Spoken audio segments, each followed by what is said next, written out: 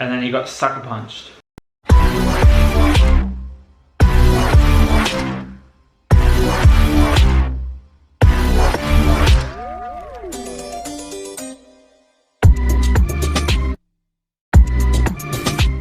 Hey guys, what is up and welcome back to my channel, and today I will be reacting to the 5th episode of SKAM Season 3, and I am loving this show so far. Once again, it's one of those things where I'm like, why didn't I do this earlier? Because I would have had them in my life for a lot longer than they're gonna be. But anyway, all is forgiven. I hope you guys seem to be enjoying it as well. At the end of the last episode, we had that moment with them in the pool, and I'm all for moments in the pool. It's very sweet and romantic and cute. That's definitely their relationship at the moment. It's very cute and like they complement each other really, really well. So I'm excited to see where it happens in the next episode, especially because they had like their first like full-on proper kiss, and they both kind of have girlfriends, so that's going to be a very interesting dynamic. But yeah, I hope you guys enjoy it, and let's do it.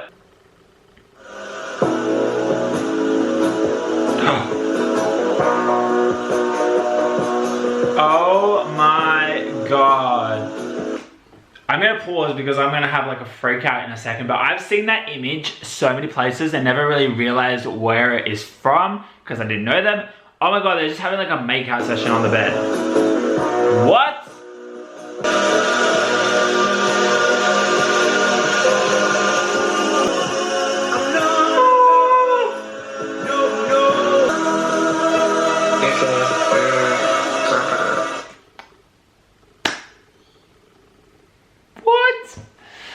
Oh my gosh, that's so cute. He's like playing with his hair. I love that they're both wearing hoods. Like that's really like chill and casual and kind of cute and like very in time with them. Ja, det regissør Isabelle. Så han er med. Lite i forhold til at det finnes uendelige parallelle universer og alt som kan skje. Sånn. Det en sånn annen farge på gardinen eller noe sånt. That's not what I thought he was gonna say.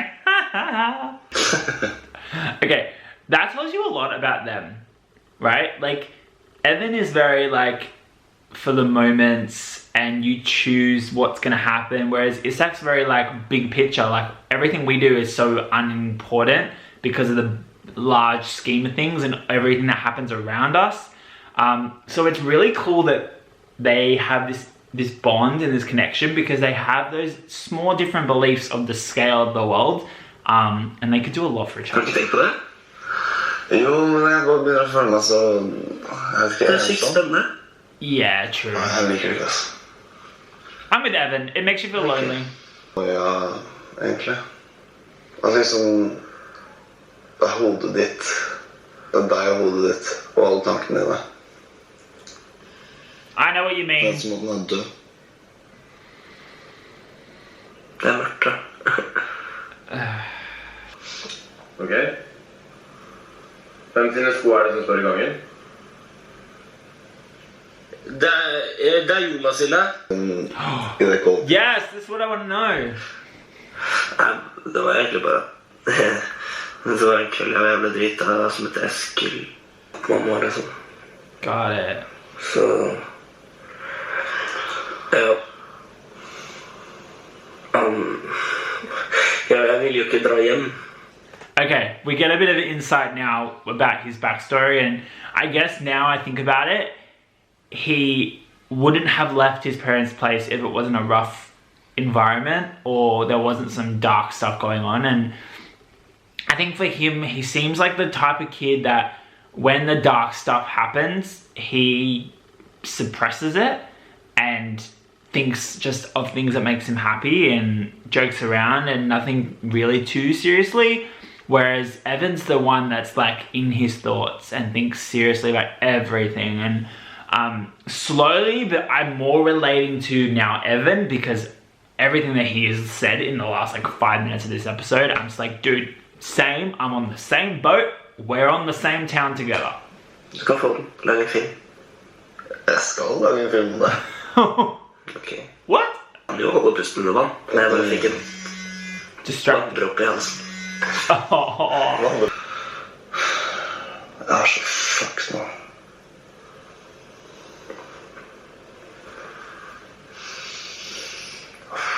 seg for alltid. Kan man det? Du kan det. They're just like being together.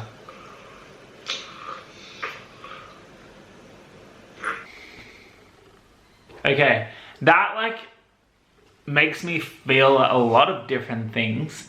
But you can just tell that when they're together now, it's like so peaceful and calming and they feel so warm with each other.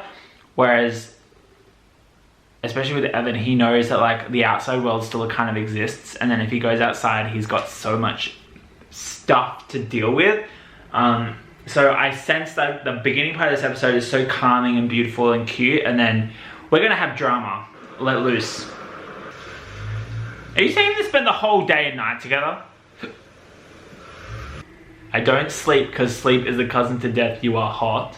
Meanwhile, at a completely different place in the universe, a water drop. That's so cute. Also, he wrote part of it in English. Maybe. Veggen. The wall. Ja. Så, hei, god morgen, Isak. Så... ja, hvem det? Bare en kamerat. He's freaking out now. It's getting real. It's getting too real to hide now. That's where... Oh my god, he's gone from hats, hoods to beanie and a scarf. Oh, cute. Jeg så du det ikke? Nei, det var på bursdagen min. Jeg vet det, men jeg var jævlig stresset for faen. Du hadde bursdag. I forgot. Familieselskap, ass. Så kjedelig. See? The guy on the left in that last shot, he so knew he's lying. He's not the best liar. And for someone that needs to lie to like hide himself, his secrets unravel so quickly. Hva skjedde da? Ja, de gutta her fikk opp med bildet, ass. What? Nei.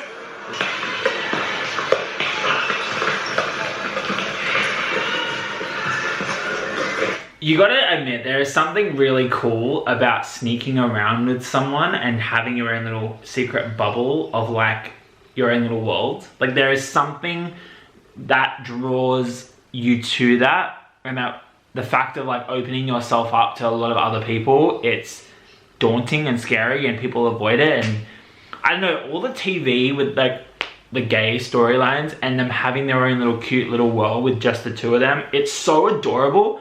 And it's like a thing, right? It's just a thing that happens. And it always makes the cutest of stories. But then it's also sneaking around in bathrooms and back alleys and bedrooms and cars and... Hvor har du vært? Sånn er alle. Og vi har bestemt oss for å ta en pause. Oh. Hvis det gjør at du er trist, så er det jo... Jeg håper ikke at det er min skyld.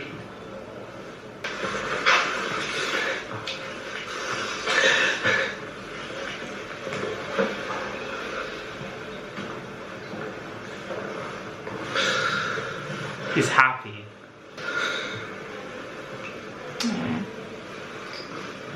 Jeg tror det går fint. Why do I think he's lying? Ja. Nå må jeg meg da. Hvordan da? Nei, altså, det er helt sikkert tilstander. Kontakt lenger? Jeg har bestemt meg for at livet mitt er bedre uten psykisk syke folk rundt meg. That's a big thing to do. Jeg tror jeg hadde digget det. Would have. He is getting happier. I see the weight lifting off his shoulders. I don't know if you noticed this, but like especially in this episode compared to the first 3-4 episodes, he seems lighter. He's still got a weight on his shoulder. He still has a lot of pressure on him, and he's still hiding a lot of things from a lot of people. But in those moments with Evan, the weight is just lifting off. He's releasing all that energy, all that built up pain and just trying to hide himself. He's lifting. I can see it. And it's so nice. Oh my God. Well. Even. See, he does know. See, he knows something and he knows and he's not forcing the issue.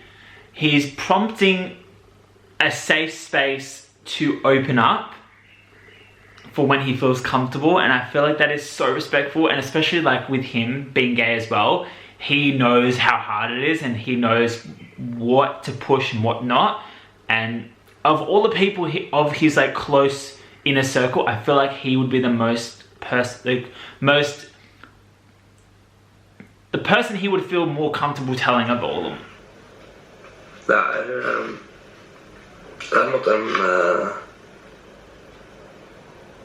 en greie mellom Even og meg. Du, det dritkult, Isak. Du, det jo helt fantastisk.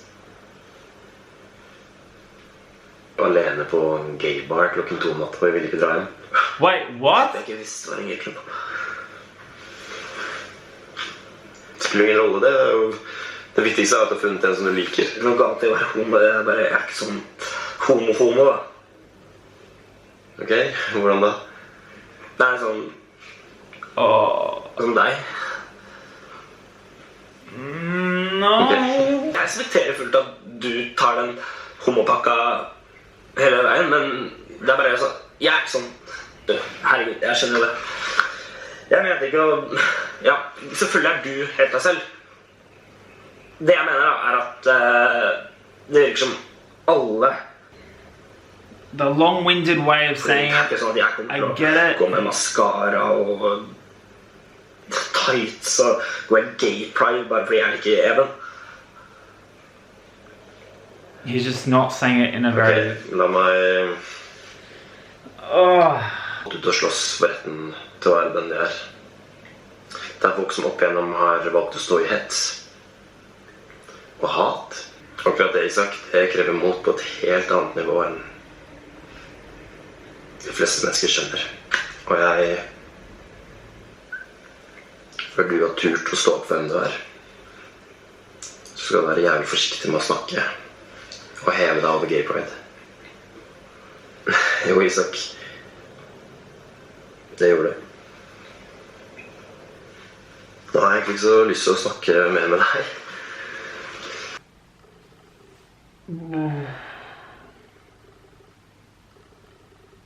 That is such a hard conversation to like process and analyze, and like his friend, and I'm not going to say his name because I'm going to muck it up, literally gave him the foundations to like be open and like tell him what's going on.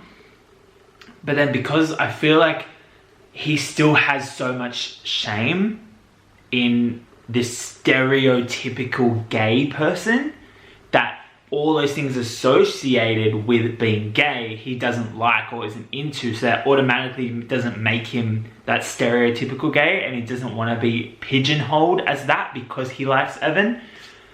He just, the way he phrased it just made it so uncomfortable. But what I like is that the other guy put him in his place, and I don't want it to be like, yeah, he deserved that. It's just a moment where he needed that realization of it's okay to be who you are, but like putting yourself above all of that is not on. And that was a very hard conversation to like be a viewer in. Can't imagine how much pain it would be to be the person having to lay it down for Isak, to be like, don't put yourself like that. But it also highlights the major shame that he still has for himself, and I don't think he's truly accepted it. He knows he has this crush, he knows he likes kissing him and being with him and all of that, but that identity the ability to identify as gay, he just still hasn't got there yet. And you can see that. And I actually really like that they've got that, because that means the process of coming out is not necessarily the only thing he needs to do. He needs to still accept himself. That's a journey. Kan du sitte der og tenke litt over det jeg har sagt? And you got to remember, he's a 16-year-old kid as well. These are like the people that he lives with, and the person he's in a relationship with, they're older as well. And I really feel like, I keep talking now, but I really feel like in this episode they really made it seem like he's such a child, and everyone else around him is older and a bit more mature. And I think his maturity definitely comes in to this as well. But I want him to think on it. Like ooh. And then he got sucker punched. Jeg var ikke gjort en dritt selv, jeg smaker av chili. Ja. Fikk en nøye, så måtte jeg ut. Og da hoppet begge ut av vinduet. Nei. Hun gikk rundt. Ja. For hun hater meg nå. Hvorfor det? Oh. Hva faen? Hun hater meg. Gutten må i familieselskap tydeligvis. Da tar vi bare og går litt vid. Hva faen? Nei, det er ikke, altså. Wow. Ok, bare glem. Bare synd på Emma. He's so gonna snap though.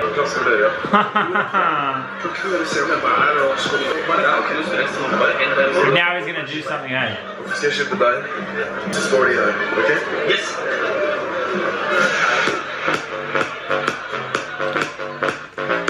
Isn't that the couple that was making out in the first party at the beginning of the first episode? Halla. Hva gjør du her? Does she know? Jeg synes at du er drittsekk, for du lot meg være interessert i deg, selv om du er også. Oh. Oh, what? Did that just happen? So now we're seeing like Evan's side of things as well, that he has more shame about it as well.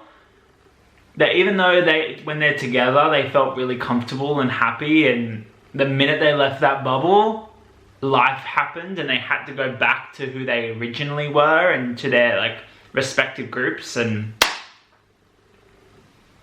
oh my god! Hva skjer da, mann? Vi stikker. Hæ? Hva skal i familieselskap? Da kan han jette. What's this family dinner crap? Oh, okay. I told you he was gonna snap. Up on your sofa when I park my Range Rover, slightly scratch your Corolla, knock it on you. I told you it was gonna snap, and it's all gonna happen. It's all happening in this episode. Holy crap. Whoa, that was a really rough ending though. Alright, now I feel bad for like pausing it at like midpoint through those flash sequence at the end, but holy cross bucket. There's no going back. That was an intense episode. It started so like, oh my god, they're hooking up on it. Isaac's bed, and like it's all happening. It's all the action's coming, it's coming, and then bang. They left the bubble of that room and everything just fell apart. And I definitely sensed through that whole episode that it was building to Isaac exploding. There was no way that that episode was not going to end with him exploding, and him getting into that party had mixed messages. He wasn't, I feel like, I don't even know, are we meant to be on Isaac's side at this point? Because he's been not a very good friend. He's treated Emma like crap. He's doing everything to get with this guy who is sending him mixed messages as well. Anyone who is actually trying to help him and support him through, he treats like crap, and he's been saying some really rough things. So I'm kind of like, at this halfway point of the season, are we meant to like him? Is he meant to be a likable character? Or is this just him, is this the show amplifying all his flaws and shame and lack of acceptance from himself, which I definitely am seeing, and I'm still not going to hate on this character because I sense that that's the reason why like all this stuff is happening. And the fact that it's building, I feel like it still hasn't reached its peak. Like there's still room for like explosion to happen. So I'm definitely excited to see what happens in episode 6, especially after all that thing with his friends and with Evan kind of going pretty much lying, right? He did kind of lie because he told him that he broke up with her or they're going on a break, and then it all got too real with Isaac and he went back to his girlfriend. So that's so wish-washy. But then you got Emma, who basically said, it's 2016, come out of the closet. Like, that wasn't really the nice thing to say either, because she's in pain because he's treated her like crap. It's such a like, you don't really know whose side to pick because everyone is going through some stuff and they're not handling it in the best type of way. That's something that I've noticed. I don't know, my head is pounding right now because there's so much going on in my brain from the episode, and I'm struggling to unpack my thoughts. So we're just gonna leave it there, and we're gonna make sure the continuation of this conversation happens in the comments. So make sure you comment everything that you're thinking about this episode, or even episodes prior. Maybe things I missed, because definitely reading subtitles, there's some context or some subcontext that I miss, details. But I feel like I'm doing all right, to be honest with you. I really am enjoying this show and this series, so this is pretty cool. I'm excited to see how it kind of ends in the next 5 episodes. But yeah, if you did like this, give it a thumbs up. Keep going with the comments, and make sure to click subscribe, and I will see you guys next time. Bye.